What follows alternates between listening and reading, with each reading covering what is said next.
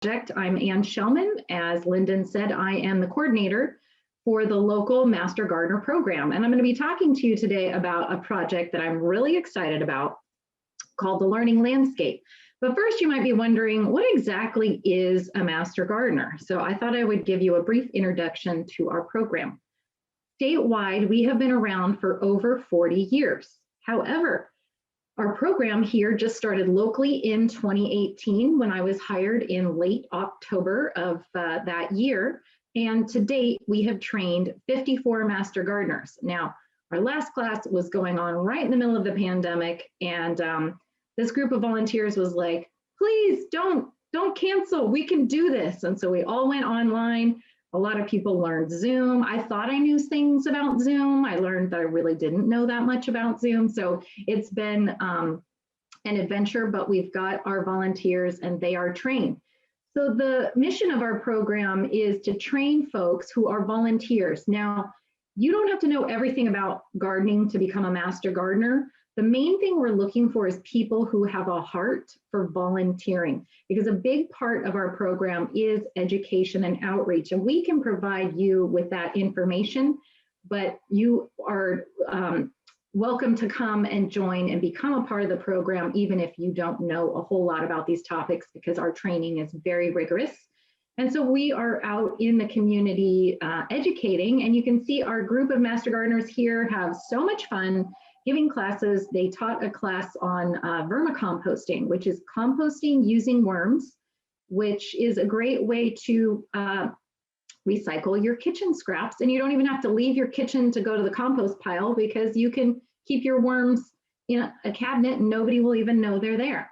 So before the pandemic hit, we were out in the community. We had classes at the Ag Center. Some of you may have attended.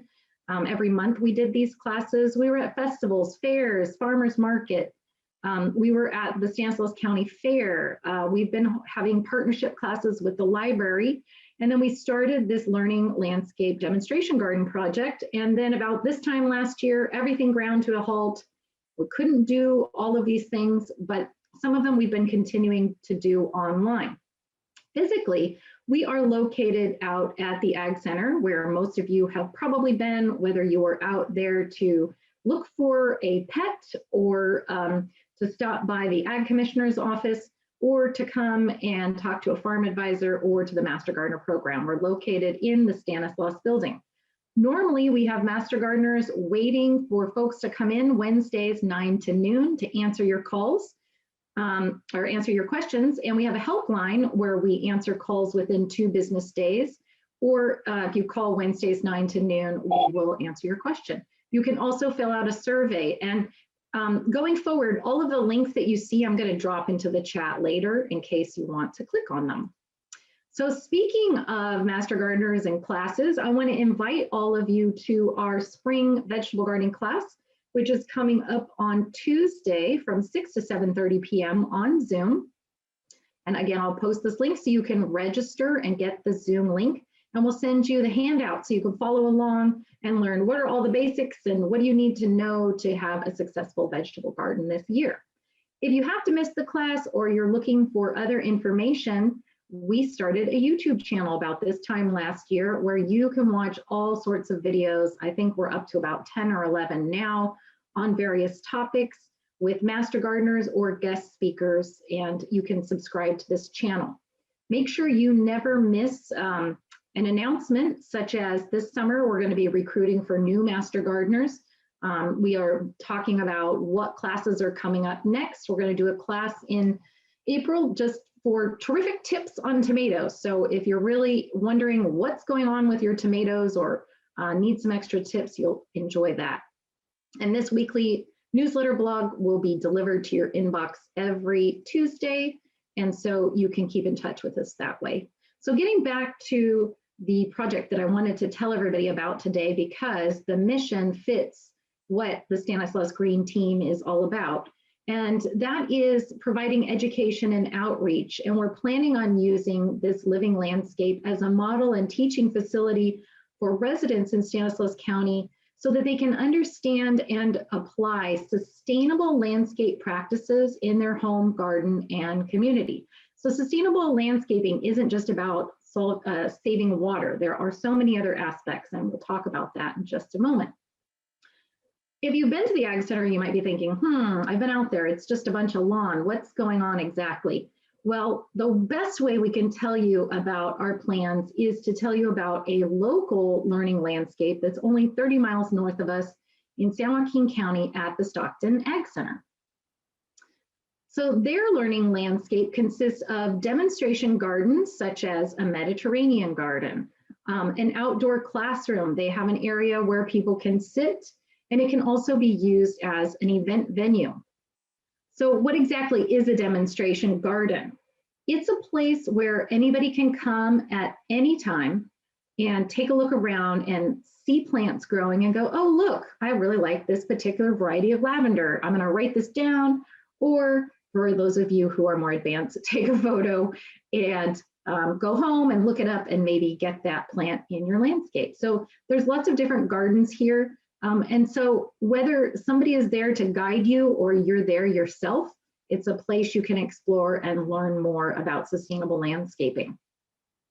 A learning landscape can be a place where you hold outdoor classes and workshops. So in these photos, the San Joaquin Master Gardeners are teaching people how to make a compost bin, what goes into it, what do you need to know. Down here, they're doing a tool sharpening class for folks, and there's so many different things that can be taught outdoors. This landscape can also be used as an event venue for people to come for different occasions, and even to have students and school buses of kids come out. So like I mentioned before, much of our site, if you visited it, is a lot of lawn. So the program advisor for our program is Dr. Carrie Arnold, whose real job is Orchard and Vineyard Systems Advisor. So normally she's working with farmers, helping them with their grapes and their fruit and nut crops.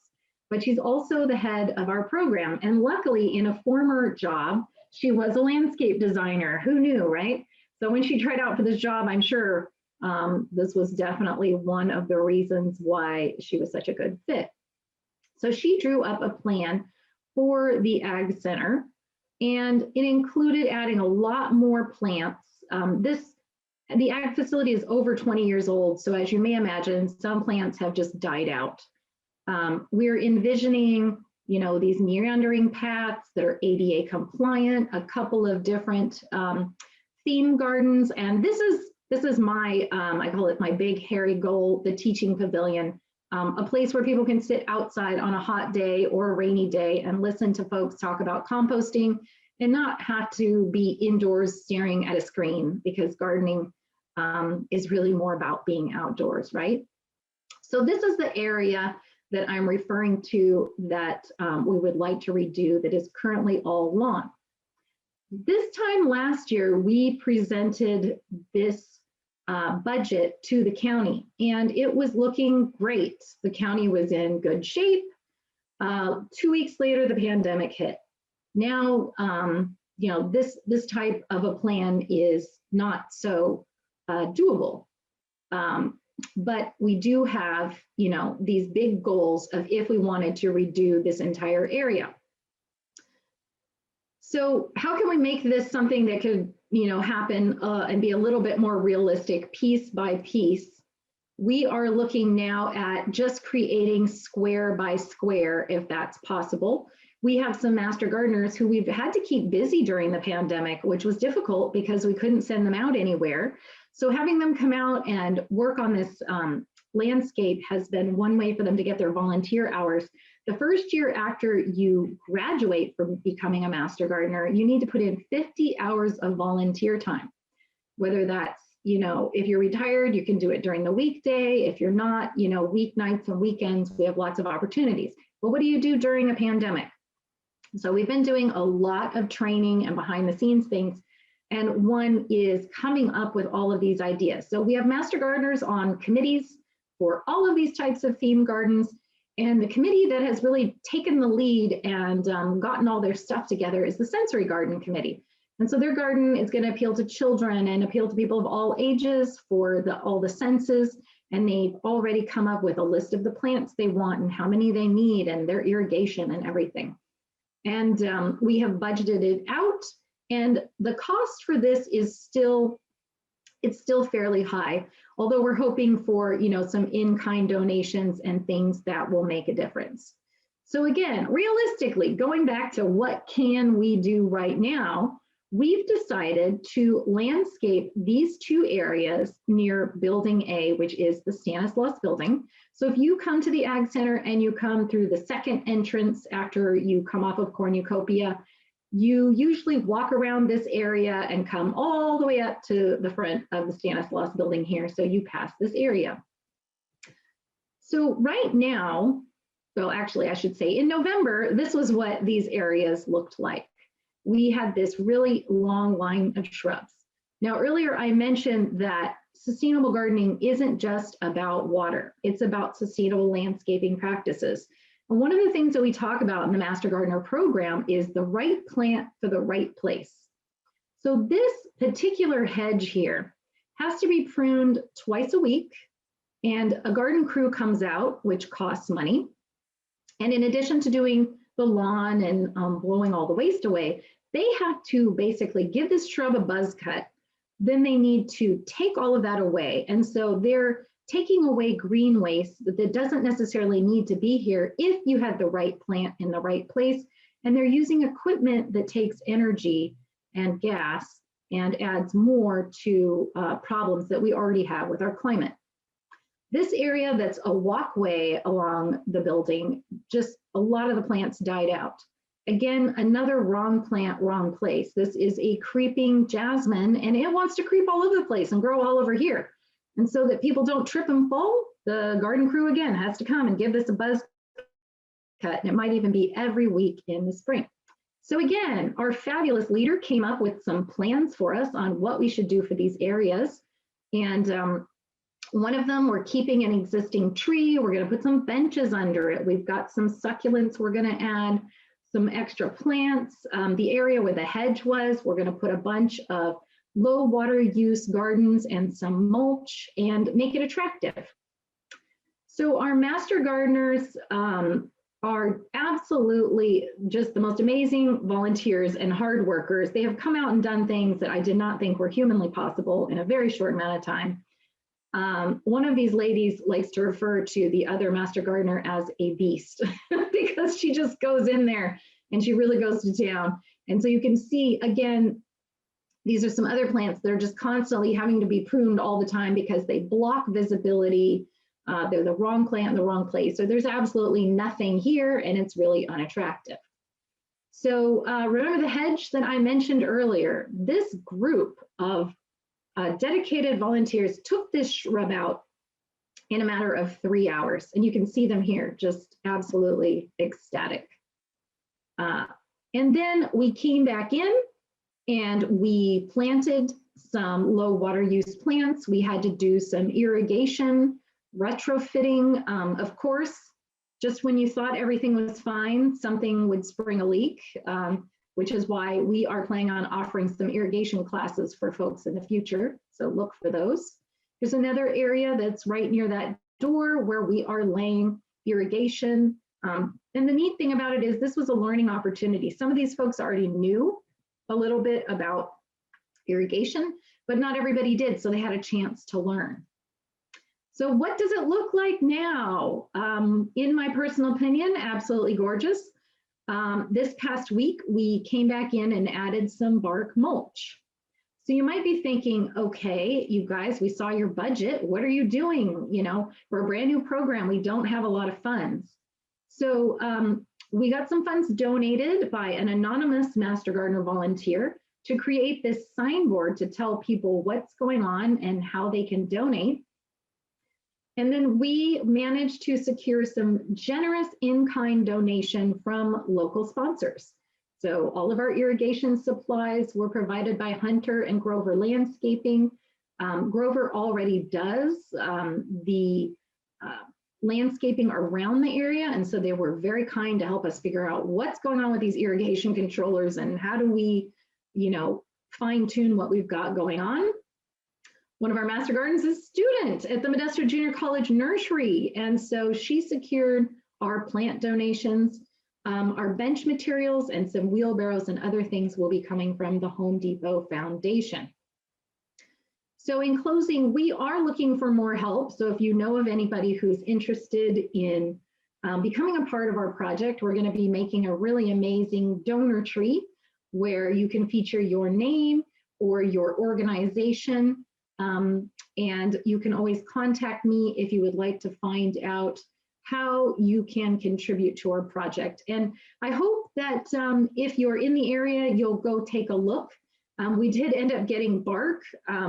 One of our orchards was taken out. There was a very old almond orchard and it was removed and chopped up, and that is our mulch. So we're being as sustainable as we can using what we have. If you'd like to learn more, we did about a 30-minute video on all of our plans for what we're up to. And my favorite part about this video is the interviews that we do with several Master Gardeners that are really personal about why they're interested in recreating this campus and turning it into a learning landscape. So since I know everybody is so busy, and I also had a big cup of coffee before I started, I probably spoke even faster than I meant to, which I tend to do at times. Plus, I'm very excited about this project. So I just wanted to take the time to say thank you for listening in and learning about our project. And I hope to see you at a future class, whether online or in person. And if you have any questions about our project, I'm happy to take them. Fantastic. So you have two choices. You can enter a question in the chat room, or you can just kind of virtually raise your hand here and we can call on you for Anne. Thank you, Anne, by the way. Thank you. Oh, I see somebody's got their hand up. Okay, Madhu, make sure you unmute.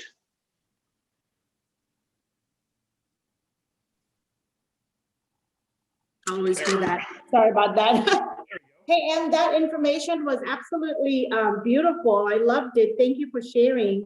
Thank and you. And the last picture that you had with all the cactus, oh my God, that was beautiful. That's the kind of garden I want for myself. But my question to you is this. So you're offering all those classes, which is awesome. I'm going to actually see about getting on them. What are the charges for those classes? Oh, great question. So they're free. Oh, lovely. Yeah, all of our classes are free, whether it's online or in person. However, we do workshops. And so if we do a workshop, that is usually going to be a really small class, and there's a nominal charge. 2 years ago, we had a succulent class, and it was so much fun. Our Master Gardeners, one of them, she's just a succulent fanatic, and she did this amazing presentation on succulents, and then we talked about how to plant them and root them and what do they need, and then everybody got a box and soil and a bunch of different stuff and took home a really adorable succulent garden. And we did charge $30 for that, and we had lunch.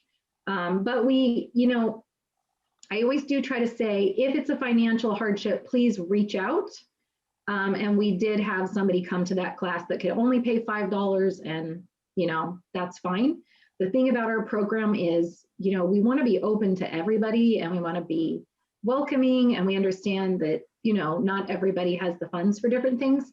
Also, not everybody can come out to the Ag Center. So that's why our classes, which sadly got canceled, were going to be at the Patterson and the Riverbank and Oakdale and all these different libraries, so that we could be in the communities where people are. So yeah, thank you, Madhu. I hope to see you at a class. Yeah, absolutely. Especially if it's got to do with succulent plants. Yes. Oh yeah, really that's as soon as they let us free. Awesome. We will be doing that class again for sure. Great. Thank you. Great. Any other questions?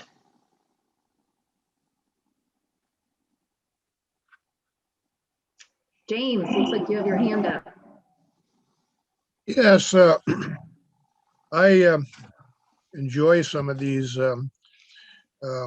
garden shows, and I've watched one on TV a few months ago. They referred to a bee that's not a bumblebee, does not make honey, and they said that that bee actually does more pollinating than our regular bumblebees do that we see.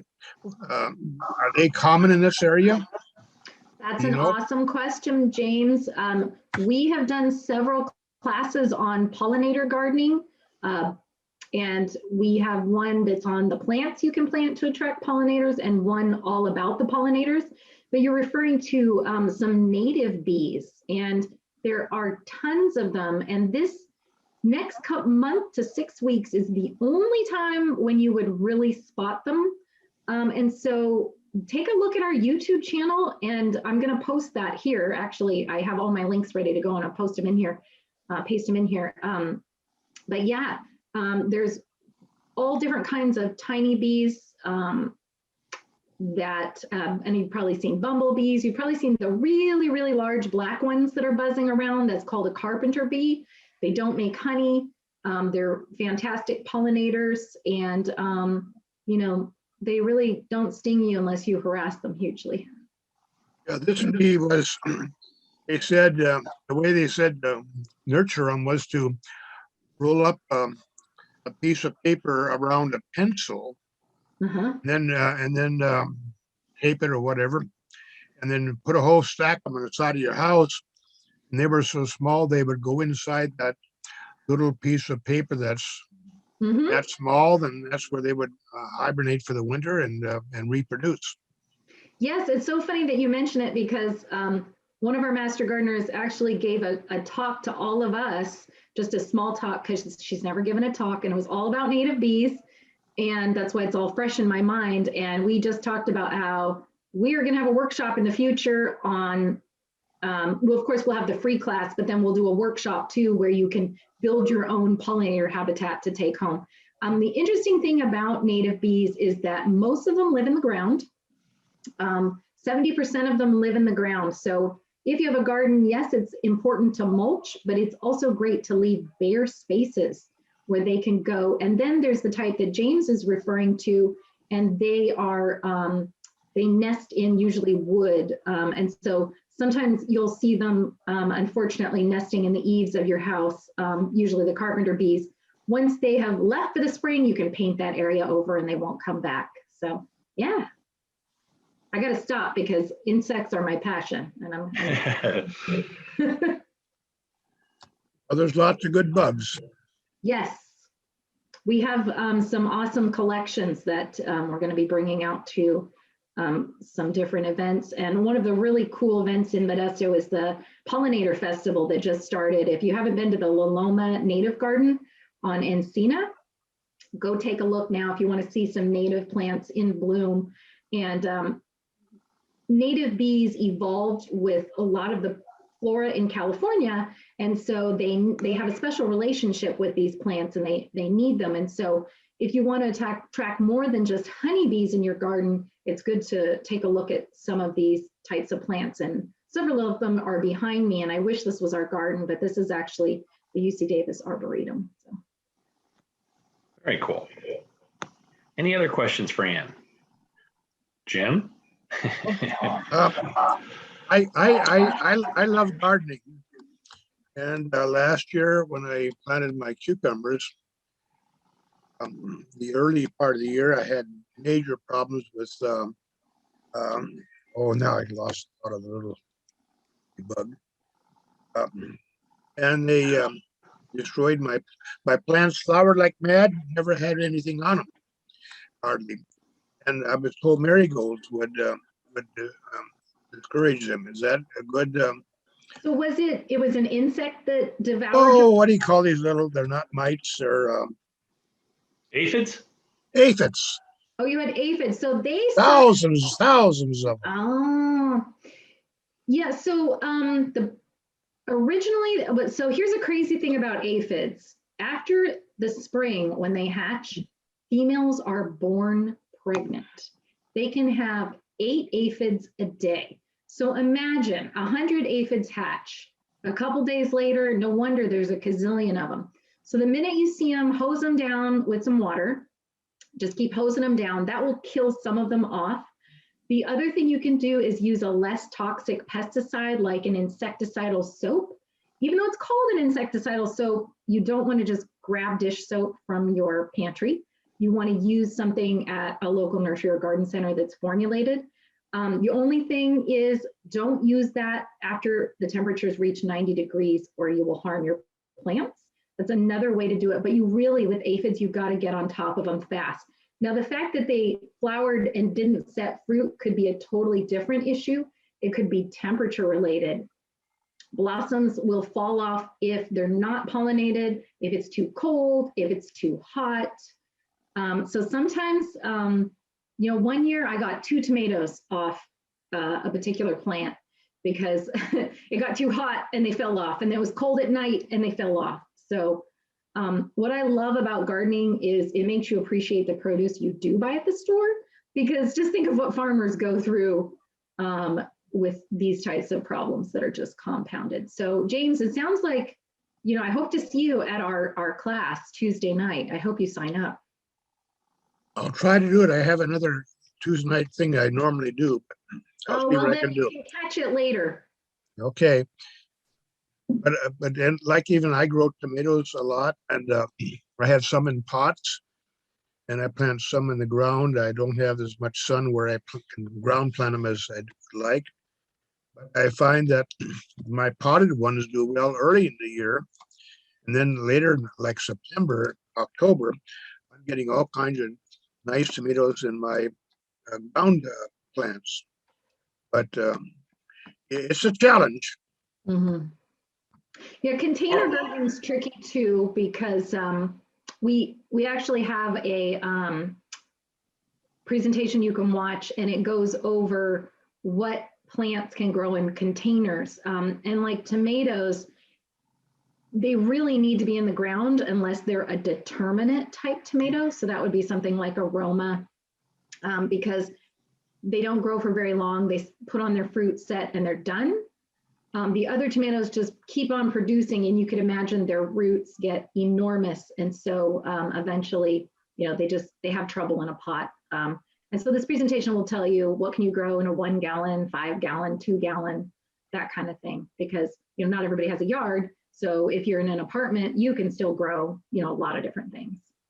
Well, one of my tomatoes, my cherry tomatoes last year, I have an old pool water filter that went bad. So I tipped it in half. I got 2 pots. So they're about probably 10 gallons apiece. Oh, And that's good. my cherry tomatoes, I was eating cherry tomatoes at the end of January this year. Awesome. Yeah, 10-gallon pots are unusual, but I see Lyndon's trying to say something. I don't know if my time's up. Yeah, we're gonna, if there's no more questions, I'll give it one last chance if somebody didn't get a chance to ask Ann a question. And please let everybody know, if you didn't look in the chat, I posted all the links from the presentation. Oh, good job. Thank you very much. Appreciate that. Trish, I noticed some people came in later. Should I give them a chance to introduce themselves? Yes, guys, I was just going to suggest the same. Okay, Janice McClendon, if you can unmute and introduce yourself real quick, that'd be great. Okay, how about John Baladeres? Or Brianna Gonzalez? All right, we tried. I'm sorry, this is John. I finally unmuted myself. Fantastic. Give a brief introduction, John, please. Yes, I'm John with Neptune Water Solutions. We do water purification units with touchless technology. Yes. I'm glad to be part of this presentation today. Great job. Fantastic. Thank you very much for attending. And you were a speaker last month, correct? Or was it the month before? I can't remember. Last month, yes. Okay, cool. Thank you. Seems like forever, yeah, but it was last month. Life the way it is, it's hard to remember all this stuff. Yes. Okay, Brianna or Janice, can you hear me? Yep, either of you want to jump in, feel free to unmute. Okay. Trish, did you want to say anything before we go to the 30-second commercials? Well, I'd like to give Jolene an opportunity to share a couple of great things we have going on, Okay. primarily around our California Green Business Network certification. We are getting ready to hold our first green ribbon cutting ceremony, and so I'd like to Oh, start cool. there. So Jolene, you want to kind of summarize where we're at and who's certified and where we're headed with this? You have to unmute too. Sorry about that. So we currently have 15 that are registered. We have 9 in the process and 5 that it's already recognized. April 1st, we are going to recognize, am I allowed to say? Yeah, okay. Blue Diamond Almonds growers Oh, cool. will be doing their first green ribbon cutting. And then just give a rundown of the certification process. Yeah, just summary and encouragement to businesses. So when you become a green certified business, it shows your community and customers that sustainability is your priority. It shows that you comply with the environmental regulations, the areas of water, energy, pollution, prevention, and air quality. And we currently have a $500 rebate that is available to you, but we just recently found out that it's the funding for it is coming to an end. So you have to jump on board and get your business registered and apply for the rebate. So our goal for 2021 is to stop the spread of germs and spread the word of going green. Perfect. I like it. Perfect. Perfectly done. That's our new tagline. Forget the intersection. I like that one better. Write that down quick, Jolene. I want to use that again. So Blue Diamond came on as our first certification in 2020, but with COVID and just where we're at, it's taken us a while to be at a point where we feel like we can do the formal green ribbon cutting, which is what we're going to do on the first, although it will be primarily a private invite only ceremony for now. Eventually we'll get back to a more open opportunity for some of these, but those that have certified, we will start honoring them one at a time. And so you'll have to watch our Facebook and social media feed. We will be putting them up there and then on our website as we get around to doing those. Something very similar to a new member ribbon cutting that we would do, just all green everything. So looking forward to getting more businesses to know that this program is available to them. We would love to work with them and support them in the process of becoming green certified through our program. So really looking forward to building partnerships and business resources through that and help businesses lower the cost of doing business through sustainability efforts. So that's really where our focus is right now. So Jolene coordinates that program and she's doing an awesome job. So I wanted to make sure we shared that piece of information, Lyndon. Excellent. Fantastic. Cool. Back All right. Okay. Thank you. This is the portion of our meeting where we kind of turn it over to you, our attendees, to see if you have any announcements. We call them 30-second commercials. We try to hold them to 30 seconds or a minute, if possible, to just tell us anything you would like to regarding what's going on in your business or the community. Any takers, you can raise your hand.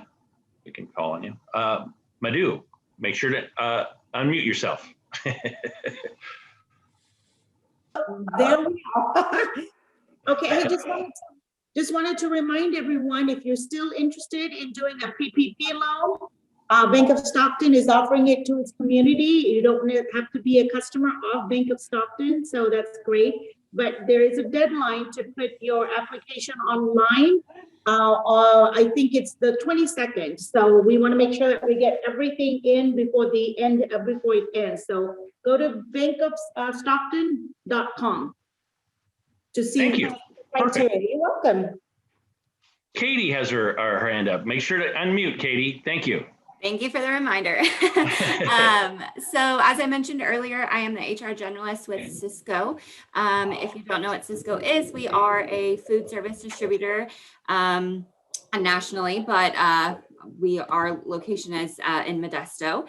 And with things picking back up, We are in need of CDLA truck drivers as well as warehouse order selectors.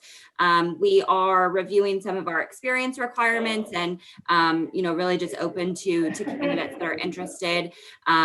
We have, postings on our career website as well as some of our individual social media. So if any of you know any CDLA drivers or warehouse order selectors, feel free to reach out and I would love to connect with them.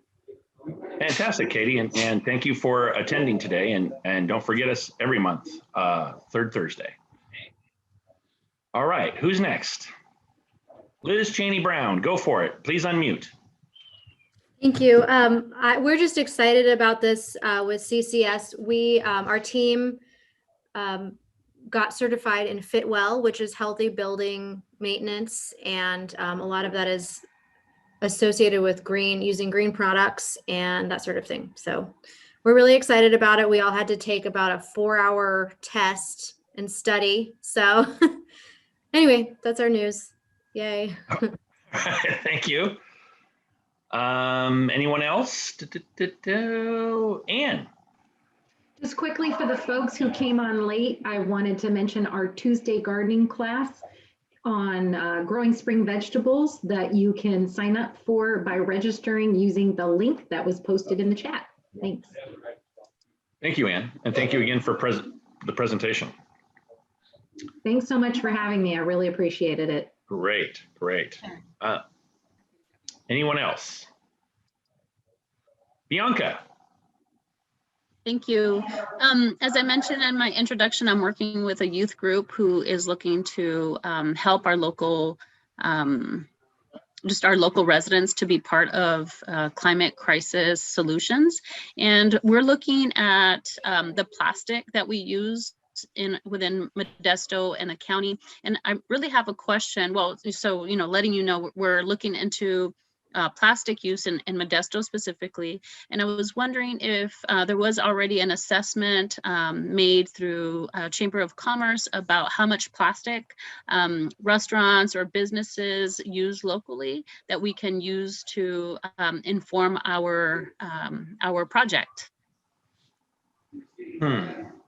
Not that I'm aware of. Jolene, please jump in if you've heard something different. We've not run an assessment.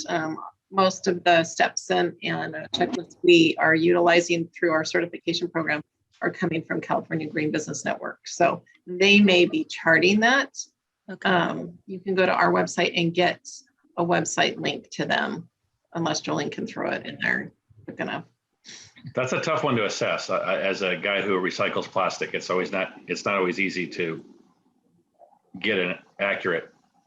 Yeah, we're trying to come up with maybe like a simple survey where, and we're thinking restaurants, but maybe we should be expanding our area of focus. But if you use like plastic stirrers, if you hand out plastic forks and spoons, Right. maybe even your take-home containers, that kind of stuff. So we didn't want to duplicate our work if something out there was already done for the businesses in Modesto. So if there isn't, then I'll definitely look at the website that you just shared. If there isn't, then that's kind of where we're going to be taking our next step, is to try to make that assessment of Modesto, and we'd love to get your support. Thank you. Appreciate it. Jim. Make sure, Jim, you got to unmute. I muted when I shouldn't have. I try to recycle everything I can. I take a lot of my stuff down to work and we bale it and Linda gets it. But stuff I do here at home, I put it in bags. Does anybody know if the garbage companies really recycle, or do they just really throw it out in the burner in Patterson?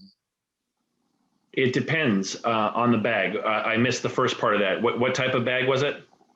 Well, no, I recycle, so I put like my plastics in clear bags to where they. Oh, he accidentally muted himself again.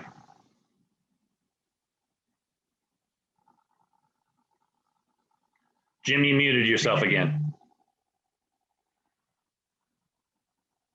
So, okay, so I'm just curious, do the garbage companies really do much recycling, or do they just send it out to Patterson and burn it?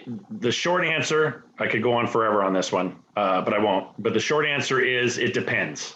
It depends the type of plastic, how clean it is, and whether quite honestly, the value of it. And the last couple of years have been tough. The plastics have become really not valuable. Oh, that's changing. When your gas prices go up like it is right now, plastic becomes more valuable. So it's starting to become more valuable, and it's going to become something that is desirable. So, but Jim, let's talk off Zoom, and we can discuss what you have and whether it's not. No, I make sure it's clean. I make sure it's clean. Okay. Yeah. The cleaner the better. The cleaner the better in any market is always good. If there's no more questions, we're coming up on the hour here. I'm going to wrap up unless we missed anybody. I just say, Bianca, I left a comment for you in the chat. I don't know if you saw it. Okay. Okay, perfect. And Trish, looks like you had something to say. I think Bianca wanted to add comment to that last question. Okay. Yeah, I just wanted to mention that I've been in conversation previously with Jilton and Bertolotti. I don't know who picks up your trash, James, but if they have time to sort, they will sort, but it looks like they usually don't have time to sort through your garbage. So it'd be best that if you want the plastics to be recycled, to take them to a recycling center. Otherwise, anything you put in your trash bin will go to the incinerator. And Bianca, I'm going to put my email address in the chat room, and you can contact me and we can talk more about this, okay? Cool. All right. Well, with that, we are going to wrap up and well, first of all, thank you for attending. Thank you for the presentation from Ann, and remind you that on April 15th, it's not only tax day, it's also the Green Team of Stanislaus County at noon, meeting with Jim Summerfield as our presenter. All right. And look for the emails. And one last time, thank you for attending. Thank you.